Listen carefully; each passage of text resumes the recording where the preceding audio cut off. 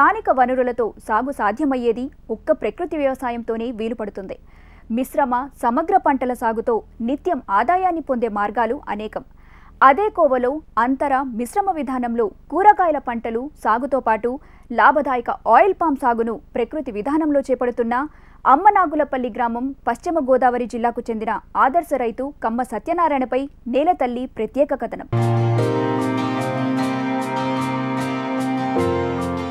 ఇక్కడ కనిపిస్తున్న రైతు పేరే కమ్మ సత్యనారాయణ. పశ్చిమ గోదావరి జిల్లా అమ్మనాగులపల్లి గ్రామానికి చెందిన ఈ రైతు గత 7 ఏళ్లుగా ప్రకృతి వ్యవసాయం చేస్తున్నాడు. అంతకుముందు అందరిలాగానే సాధారణ రసాయన సాగు చేసేవాడు. స్థానిక అధికారుల సలహా, అదేవిధంగా పాలేకర్ వ్యవసాయానికి ఆకర్షితుడై ప్రకృతి విధానంలో సాగు చేయడం మొదలుపెట్టాడు. అంతర మిశ్రమ విధానంలో కూరగాయల పంటలు సాగు చేస్తూ తోటి రైతులకు ఆదర్శంగా నిలుస్తున్నాడు. ఒక 6 ఎకరాలు పామాయిలు, ఒక 2 ఎకరాలు కాకర, ఒక 2 ఎకరాల దొండ, టమాటో, మిర్చి అట్లాంటివి సాగు చేస్తున్నానండి. ఇవన్నీ కూడా నేను ప్రకృతి పరంగా కొన్ని తప్పని పరిస్థితుల్లో ఒక్కొక్కసారి కెమికల్ వాడుతూ దీని మీద నడుస్తున్నాను. గత ఒక 7-8 సంవత్సరాలు బట్టి ఇదే వ్యవసాయం చేస్తున్నాను. నేను ప్రకృతి వ్యవసాయం అనేది నేను 7 సంవత్సరాల క్రితం ఒక ఏవో గారు నాకు దీన్ని ఒక ప్లాన్గా చెప్పారండి. ఎట్లా అంటే, మీరు గోమూత్రం ఒకటి కొట్టండి చాలు, వేపాకేసి గోమూత్రం ఒకటి కొట్టండి అన్నారు. నేను అప్పుడు ఈ తోట ఏమి లేనప్పుడు ఏం చేస్తానంటే పెసర చేను వేసానండి. మినుము పెసర కలిపి వేసాను. దానికి మూత్రము వేపాకు ఒకటే కలిపి కొడితే నాకు చాలా తేడా కనపడిందండి. ఎంతో మందు వేసినట్టుగా మంచి పచ్చగా ఏపుగా పెరుగుతుంది చూసి ఇంకా మనం దీని గురించి ఎక్కువగా తెలుసుకోవాలనే ఉద్దేశంలో నేను ఈ వ్యవసాయం మీద కొద్దిగా మొగ్గు చూపించాను. ఇది 8 సంవత్సరాల క్రితం అండి. అప్పటి నుంచి ఈ పాలేకర్ గారి పుస్తకాలే కానివ్వండి, లేకపోతే ఈ మన NIPHM హైదరాబాద్ రాజేంద్ర నగర్లో ఉన్న హైదరాబాద్ వారి దగ్గరికి వెళ్ళినాయండి. నేను ఇవి ఎక్కడ క్లాసులు ఉంటే అక్కడికి వెళ్ళి ట్రైనింగ్ అవ్వడం, వాటి గురించి తెలుసుకోవడం, వాటి గురించి మాట్లాడడం జరిగింది. ఆ తర్వాత దాని గురించి క్షుణ్ణంగా పరిశీలించి ఎక్కువగా ఈ వ్యవసాయం ఎలా చేయాలి, మనం ఎందుకు చేయలేము ఇది అనే దాని గురించి ఎక్కువగా ఆలోచించి ఈ ప్రకృతి వ్యవసాయం అనేది కొద్ది కొద్దిగా మెల్లగా స్టార్ట్ చేశాను. ప్రస్తుతానికైతే బాగానే ఉంది. ఇది నేను వీటికి వాడేది ఎక్కువ జీవామృతం, పంచగవ్య, ఇవి ఎక్కువ భూమిలో ఇస్తున్నాను. స్ప్రేయింగ్కి వచ్చి కషాయాలు ఇవి కూడా మేమే తయారు చేసుకుంటున్నాం. నాతో పాటు 10 మంది రైతులకు కూడా మీరు ఇట్లా చేసుకోవాలి, ఇలా చెప్పాలనేది కూడా చెప్తున్నాం. ఈ బయో ఫెర్టిలైజర్స్ కూడా నేను NIPHM తెచ్చుకొని అవి డెవలప్ చేసుకొని ఇట్లా పొలాలకి భూమిలో ఇచ్చే వాటికి సుడోమోనాస్, TSP ఇట్లాంటి బయో ఫెర్టిలైజర్స్ అన్ని భూమిలో ఇస్తూ అవి వేస్తున్నాం. పశువుల ఎరువు అనేది ఇప్పుడు మీరు చూశారు. ఆ పశువుల ఎరువులో కూడా ఈ బయో ఫెర్టిలైజర్స్ అన్నీ కూడా ట్రీట్ చేసేస్తున్నాను నేను. ట్రీట్ చేసిన తర్వాత ఆ ఫెర్టిలైజర్ని పొలానికి ఇవ్వడం జరుగుతుంది. ఈ రకంగా ఇది మనకి ఎక్కువగా ఏంటంటే పామాయిల్ అనేది ప్రకృతిగా సాధ్యం కాదు, అలాంటి వ్యవసాయం చేయలేం, దానికి ఇది సరిపోదు అని చెప్తుంటారు. కానీ నిజానికైతే మనం చేయొచ్చండి. 6 ఎకరాలు పామాయిల్ చేస్తున్నానండి. పామాయిల్ కూడా మంచి 7వ సంవత్సరం ఇప్పుడు మంచి ఈల్డింగ్గా వచ్చింది. నాకు ఈ సంవత్సరంలో 9 టన్నుల కాడికి వస్తుందండి ఎకరానికి. 40 టన్నులు అలా అవుతుంది. ఈ పామాయిల్ అనేది కూడా ప్రకృతిగా చేయడం సాధ్యం కాదని కొంతమంది రైతులు అంటున్నారు. కానీ అది చేయొచ్చండి మనం. కాకపోతే మనం కొంచెం ఎక్కువ మోతాదులో జీవామృతం అని, పంచగవ్య అని ఇట్లాంటివి కొంచెం ఎక్కువగా ఇచ్చుకుంటూ ఏదైనా తప్పని పరిస్థితుల్లో ఒకసారి కెమికల్ ఏదైనా వాడాల్సి వచ్చినా తక్కువగా వాడండి.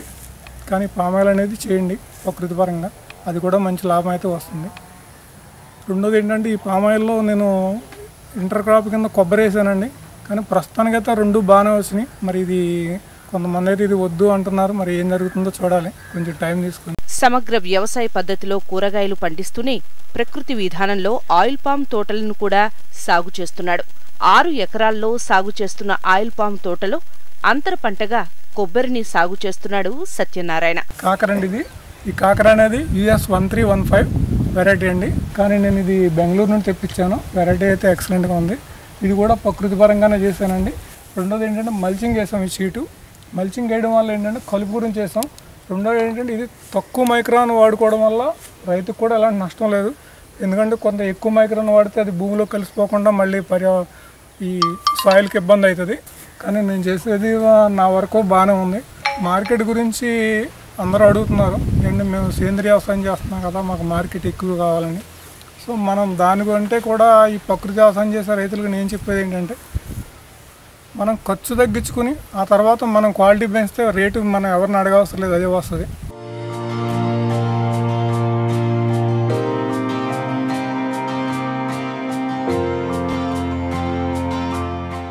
ఇది బెండ అండి. దీన్ని ఇంటర్ కాప్ కింద పైన చిక్కుడు వేసుకున్నాను, దానికి మధ్యలో కింద బాగుంటుందని బెండ పెట్టాం. ఇది బెండ కూడా బాగానే ఉంది, పైన చిక్కుడు కూడా బాగానే వస్తుందండి. రెండు కూడా చేస్తున్నాను. ఇంటర్ క్రాప్ కింద బెండ పెట్టానండి, పైన చిక్కుడు వేసి. అంతర మిశ్రమ పంటలు రైతులకు ఎంతగానో లాభదాయకంగా మారతాయి. పెట్టుబడులను తక్కువ చేస్తూ ప్రధాన పంటతో పాటు అదనపు ఆదాయ వనరులుగా రైతులకు మేలు చేస్తాయి. ఆ విధంగానే తన పొలంలో అంతర మిశ్రమ పంటలుగా బెండ, కాకరతో పాటు పలు రకాల కూరగాయలు సాగు చేస్తున్నాడు ఈ రైతు. మనకి ఈ ఏఓ గారు, హెచ్ఓ గారు వీళ్ళందరూ కలిసండి మా పొలంలో, మా వ్యవసాయ క్షేత్రంలో పొలం బడి అనే కార్యక్రమాన్ని 2 నెలలకు 3 నెలలకు ఒకసారి నిర్వహిస్తారండి. నేనే కాకుండా నా తోటి రైతులు ఒక 20 మంది 30 మంది ఒక గ్రూప్ కింద వచ్చి ఇక్కడ వాళ్ళు చెప్పే సలహాలు సూచనలు వింటున్నాం. నేను చేసే ఈ బయో ఫెర్టిలైజర్స్ అనేవి కూడా వాళ్ళకి చూపించి చెప్పడం జరుగుతుంది. రెండోది, వాళ్ళకి ఎంతో కొంత శాంపుల్ ఇచ్చి నేను చేసే వ్యవసాయం మీరు కూడా చేయండి అని చెప్పి వాళ్ళకి ఇవ్వడం కూడా జరుగుతుందండి. శాంపుల్ ఇస్తూ వాళ్ళు కూడా నాతో పాటు ఇలా చేయాలి, అలా చేయాలి, ఈ వ్యవసాయం ఎలా చేయాలి, దీనివల్ల లాభాలు ఏంటి అనేవి పొలంబడి కార్యక్రమంలో ప్రతిరోజు ఎప్పుడు కార్యక్రమం పెట్టినా కూడా 1 రోజు 2 రోజులు పెట్టి వాళ్ళకి వివరిస్తున్నామండి. ఇప్పుడు ఈ కషాయాలు ఎలా తయారు చేసుకోవాలనేది కూడా మేము చేసి చూపిస్తున్నామండి. జీవామృతం ఎట్లా చేయాలి, బెల్లం ఎలా కలుపుకోవాలి, ఈ కషాయాలు ఎలా కాసుకోవాలి, ఈ తెగులకి ఏమనేది కూడా చూపించి వాళ్ళకి నా తోటి రైతులకు కూడా ఎలా చేయమని నేను చెప్తున్నాను.